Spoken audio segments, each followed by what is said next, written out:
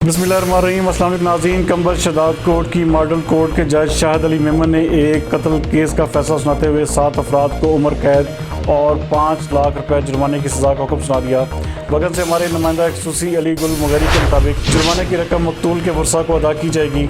मुलजमान में चांडियो बरादरी के लाल मोहम्मद, मोतबर खान मोहम्मद, नादिर अली, तारिक अली, इसहाक और नज़ीर चांडियो शामिल हैं। 2 मुलजमान खान मोहम्मद चांडियो और मोतबर चांडियो को गैर कानूनी असला इस्तेमाल करने पर 7 साल मजीद कैद और 20,000 रुपये जुर्माने की सज़ा भी सुनाई गई।